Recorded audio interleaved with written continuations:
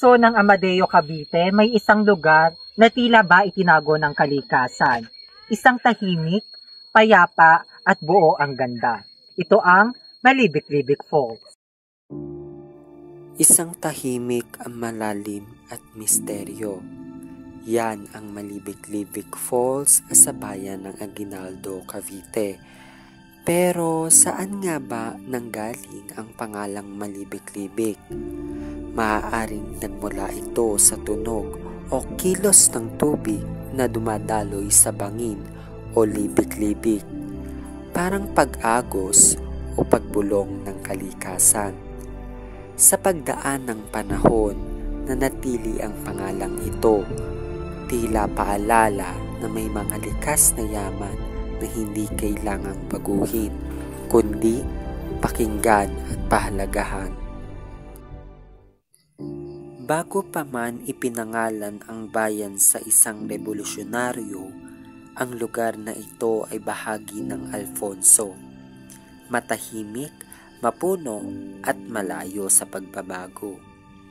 Ang mga barangay gaya ng Lumipa, Banaba at Kaypaaba ay matagal nang nabubuhay sa kalikasan. Pagsasaka, pangangahoy at pakikisama sa agos ng ilog ang takbo ng araw-araw. Taong 1961, isinilang ang bayan ng Aguinaldo. Pero kahit may bagong pangalan, nanatili ang luma't payapang pamumuhay. At sa pusod ng katahimikan, nakatago ang isang likas na yaman na tila ayaw magpagambala, isang malalim, mailap at malibig-libig. Bukod sa pagsasaya, dapat marunong din tayong mag-alaga ng ating gandang yaman. Makakamit natin ito sa pamamagitan ng pagpapahalaga sa natural na mundo, sa ating paligid, habang gumagawa din ng ideya ng mga pagpipilian upang mabawasan ang ating epekto at mag-ambag ng pangangalaga nito. Kabilang dito ang mga bagay tulad ng pagbabawas ng basura, pagtitipid ng tubig, pagsuporta sa mga napapanatiling kasanayan at pagtataguyod para sa pangangalaga ng kapaligiran. Ang paggalang sa mga natahimik na regalo ng kalikasan ay maaaring may kasamang iba't ibang mga aksyon tulad ng pagtitipid sa mga mapagkukunan at pagbabawas ng basura, pagprotekta sa mga likas na tirahan at biodiversity, pagsasanay ng maingat na pagkonsumo at pagsuporta sa mga napapanatiling kasanayan, gumugugol ng oras sa kalikasan at pahalagahan ng kagandahan nito, pag-aaral at pag-unawa sa natural na mundo.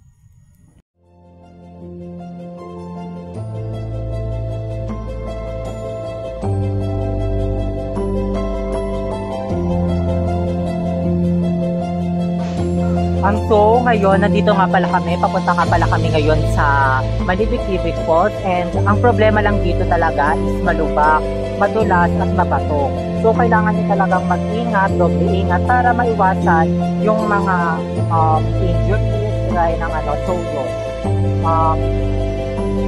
Kailangan lang talaga mag-ingat, and yun.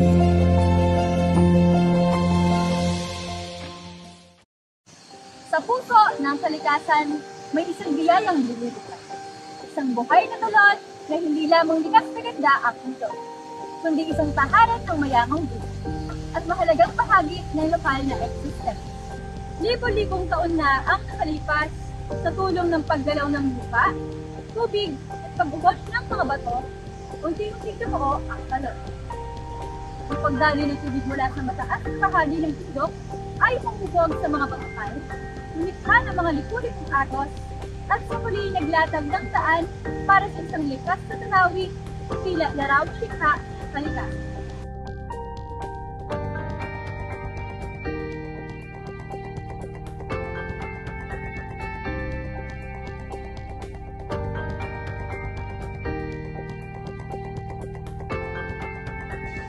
Ang mga batong matatagpuan dito ay karaniwang sedimentary. Patunay ng mahabang kasaysayan ng pagbabagong ekologikal ng lugar. Sa paligid ng talon, namumuhay ang iba't ibang uri ng halaman at hayop na hindi matatagpuan sa ibang bahagi ng bayan. Makikita rito ang mga endemic na halamang gubat tulad ng katmon, kalumpang, at mga rare na pako na tumutubo lamang sa malamig at mamasa-masang lugar. Sa mga sanga ng punong kahoy, naririnig ang huni ng mga ibong tulad ng Philippine bulbul. Habang sa ilalim ng mga bato, dumudungaw ang mga munting palaka at ilahas na insekto. Ang ilang uri ng paru-paro at tutubi na dito lamang natatagpuan ay nagsisilbing palatandaan ng malusog na biodiversity ng lugar. Ang talon ay hindi lamang isang tanawin na kinukunan ng larawan. Ito ay buhay. Isa itong buhay na nilalang na may sariling tungkulin sa masalimuot na siklo ng kalikasan. Isang paalala sa atin na ang tunay na ganda ay nakasalalay sa kung paano natin ito pinangangalagaan. Hindi lamang ito isang tanawin.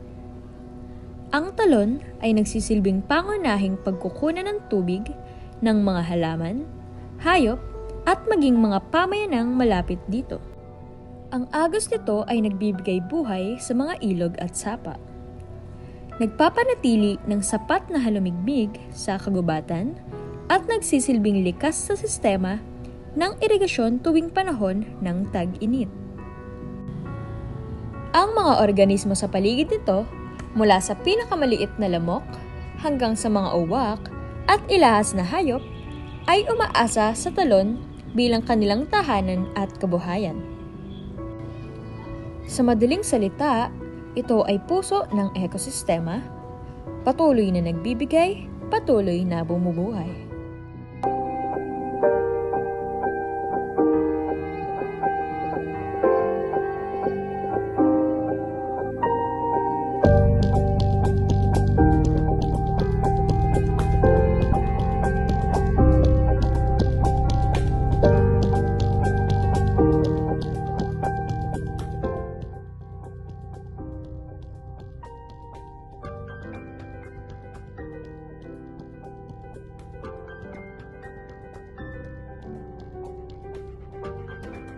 Dati, ang tanging nakakalam ng lugar ng talon na ito ay ang mga lokal na turista o ang lokal na tao na malapit na nakatira dito.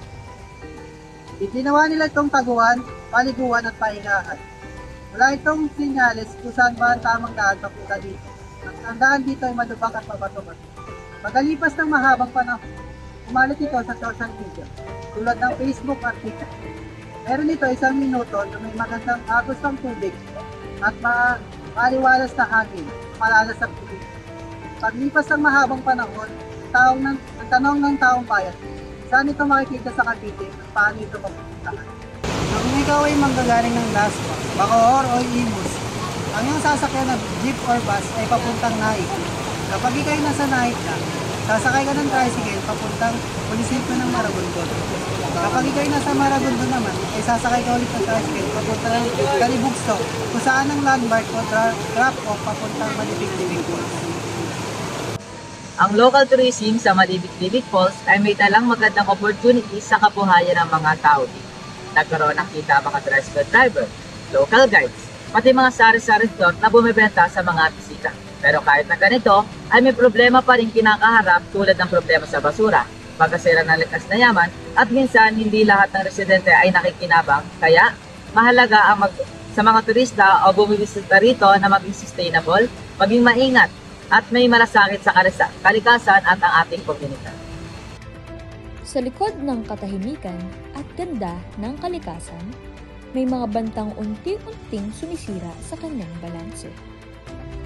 Ang mga problemang gawa ng tao at ng panahon ay unti-unting bumabakas. Humahamon sa mismong buhay ng talon at kagubatang pumapalibot dito. Sa pagdaan ng panahon, nasaksihan na ng mga punong kahoy ang unti-unting pagputol sa kanilang mga kauri. Kasama rin sa mga banta ang hindi natin agad nakikita. ang epekto ng pagbabago ng klima o climate change. Ang pabago-bagong panahon, matitinding tagtuyot at hindi inaasahang malalakas na ulan ay nagdudulot ng pagbabago sa antas ng tubig sa talon. May mga buwan na halos wala nang dumadaloy na tubig at may mga pagkakataong sobrang lakas ng agos na sumisira naman sa natural na daluyan. Apektado rin ang mga halaman at hayop sa paligid, lalo na ang mga sensitibo sa temperatura at halumigmig.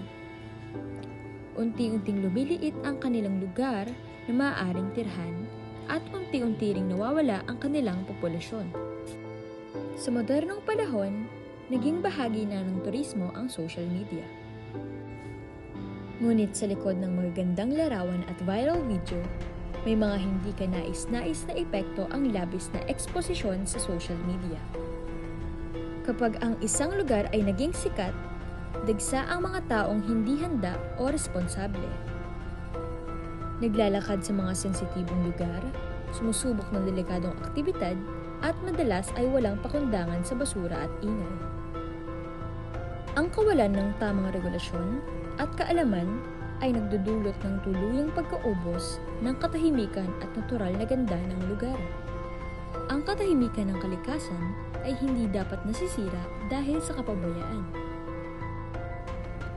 Ang talon at kagubatan ay buhay. At kapag patuloy itong ginugulo at sinisira, tayo rin sa huli ang mawawalan.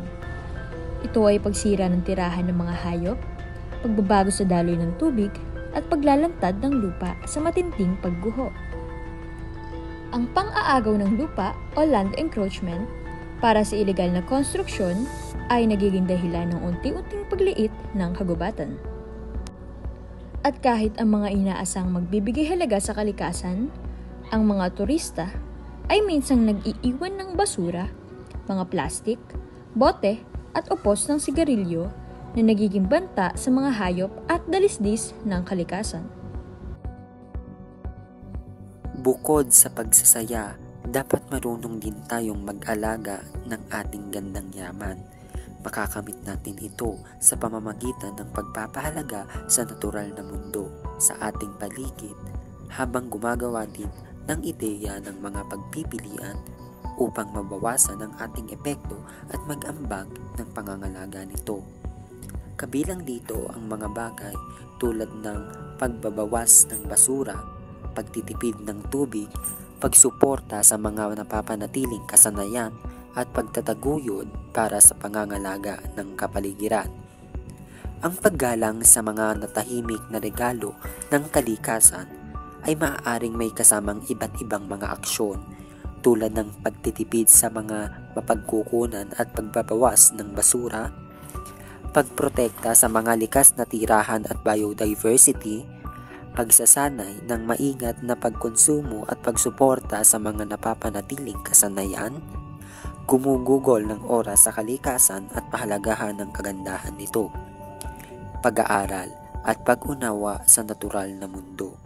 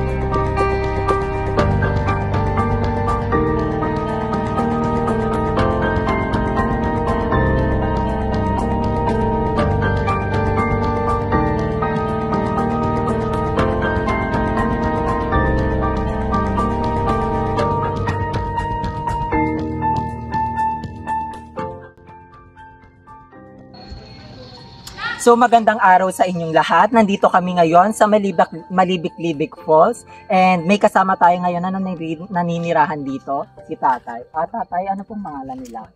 Bendo. Bendo. Tay, kailan po ba na-discover yung Malibik-Libik Falls? Ay, matagal na. Kaya lang hindi pinapansin yan dito nung araw. Mga pag-aari pa ng ninuno ko itong kuha ito eh. Ako isang tagapagmana dito na anak ng mga yumao. Sa inyo pong pagkakaalam, saan po ba nagmula yung pangalang Malibik-Libik? Ayun eh, dati lang kwan na sa matanda pa nga yung kwan. Sa mga ninuno ko pa yung nagkwan na tawag nga din Malibik-Libik. Okay po. Totoo po ba na may kwento pong engkanto or diwata na naninirahan daw po malapit sa talon? Ay, palagay ko wala. Yun eh, kwento ko sa'yo lang yun. Hindi ako naniniwala sa mga kwento ba yun. Aba. May mga kwento po ba kayong narinig tungkol sa Malibik-Libik Falls? Wala naman. Pero nung araw eh, nilalapsan ding araw dyan. Pero hindi ako naniniwala. Kung may nakakarating din niya kahit nga gabi. Pagka ako'y nangingilog eh, wala namang lumalabas sa akin. Kaya hindi ako naniniwala may lumalabas. So yun Tay, maraming salamat po sa oras and yun lamang po. Maraming salamat. Sige. Salamat. Ang Malibik-Libik ay hindi lang lugar ng ganda. Isa itong alaala, kabataan, at pangako. Isa itong paalala na ang tunay na yaman ay kailangang ingatan, hindi lamang pagmasdan.